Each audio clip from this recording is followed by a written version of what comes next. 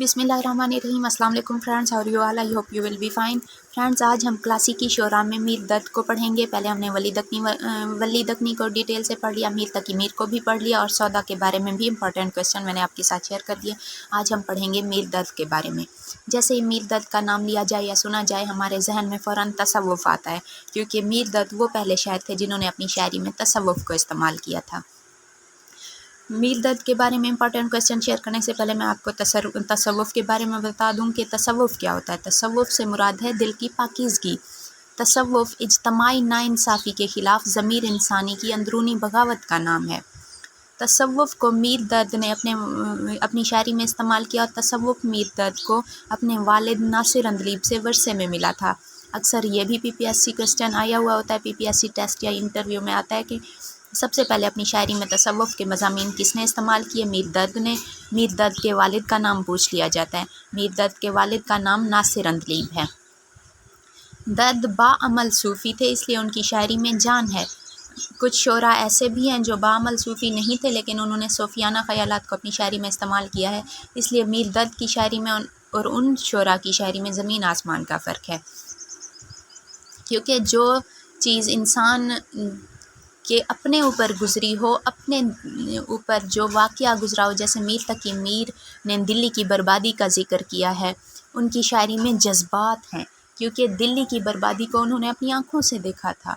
मीर तकी मीर पर बहुत ज़्यादा जुल्म हुए थे, सौतेले भाइयों ने जुल्म किए, हालात ने, माली मसाइल इस तरह, इसलिए उनके जो दर्द है, उन्होंने अपनी शायरी में जो दर्द और गम और हज़न बयान किया है उसमें जान है, क्योंकि मीर तकी मीर के वो दिल की आवाज़ थी।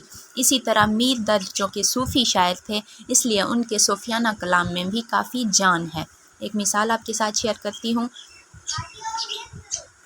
जग में आकर इधर उधर देखा, तू ही नज़र आया जिधर देखा। इसके अलावा अक्सर PPSC इंटरव्यू में पूछा जाता है कि फ़लाँ क्लासी की शायर की शायराना खसूसियात बयान करें, इसलिए मैं ब्रीफ ओवरव्यू देती हूँ इंपॉर्टेंट क्वेश्चन शेयर करने के बाद। शायराना खसूसियात हर शायर की आपके साथ शेयर कर रही हूँ, क्योंकि ये इंटरव्यू में लाजमन पूछे जाते हैं। मीर दर्द ने अपनी शायरी में इश्किया शायरी भी इस्तेमाल की है। दर्द की इश्किया शायरी का अगर जायज़ा लिया जाए तो उनकी शायरी में इश्क हकीकी को गलबा हासिल है। इश्क की तलाश व जुस्तजू के ज़रिए वो महबूब हकीकी तक रसाई हासिल करना पसंद करते हैं, लेकिन ऐसा नहीं है कि सिर्फ़ उनकी इश्किया शायरी में इश्क हकीकी शामिल है।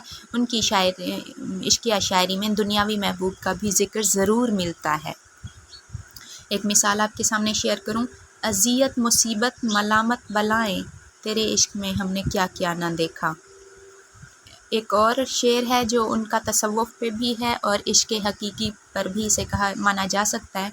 वो ये शेर है कि अर्ज़ो समा कहाँ तेरी वुसअत को पा सके, मेरा ही दिल है वो जहाँ तू समा सके। दर्द के यहाँ तमाम अलूम का ताल्लुक़ बुनियादी तौर पर 3 बातों पर है: खुदा, इंसान और कायनात। खुदा और इंसान का आपस में रिश्ता क्या है और इंसान और कायनात का रिश्ता क्या है। ये नहीं है कि खुदा और इंसान का ऐसे रिश्ता जैसे इंसानों के होते हैं, बहन भाई, चचा मामू, ताया ताई वगैरह, या माँ बेटा, इस तरह के रिश्ते नहीं। यानी खुदा और इंसान का ऐसा रिश्ता कि खुदा जैसे इंसान खुदा का नायब है, इस तरह के रिश्ते, और अल्लाह ताला की और इंसान की मोहब्बत के बारे में ज़िक्र है। और इंसान और कायनात का रिश्ता, यानी इंसान और कायनात का आपस में क्या ताल्लुक़ है और खुदा और कायनात का आपस में क्या ताल्लुक़ है। इन 3 अलूम पर मीर तकी मीर की तमाम तर शायरी घूमती है। मीर दर्द की। मीर दर्द वहदतुल वजूद और वहदतुल शहूद दोनों नज़रियात को दुरुस्त मानते हैं। कुछ शोरा ने वहदतुल वजूद को सही माना है और कुछ ने वहदतुल शहूद को, कुछ ने वहदतुल वजूद को, लेकिन मीर दर्द ने दोनों नज़रियात को सही माना है। अब आपको मैं बताऊं वहदतुल वजूद क्या है और वहदतुल शहूद क्या है। वहदतुल शहूद से मुराद कायनात में जो कुछ भी है वो कायनात का परतू, यानी खुदा का परतू, यानी अल्लाह ताला का अक्स है। जबकि वहदतुल शहूद से मुराद कायनात में जो कुछ भी है वो खुदा के मुख्तलिफ जलवे हैं। दर्द अज़मत इंसानी के भी कायल थे, यानी वो ऐसे सूफ़ी नहीं थे जो दुनिया से बागी हो जाते हैं और दुनिया से किनारा कशी इख्तियार करके बस एक कोने में बैठ जाते हैं और अल्लाह अल्लाह करने लग जाते हैं। इस तरह के सूफ़ी नहीं थे। उन्होंने ज़िंदगी की नेमतों से, ज़िंदगी की زندگی سے بھی انکار نہیں کیا تھا، یعنی وہ زندگی کے بعض تمام پہلوؤں کو لازمند سمجھتے ہیں، انسانی حقوق، خدا کے حقوق۔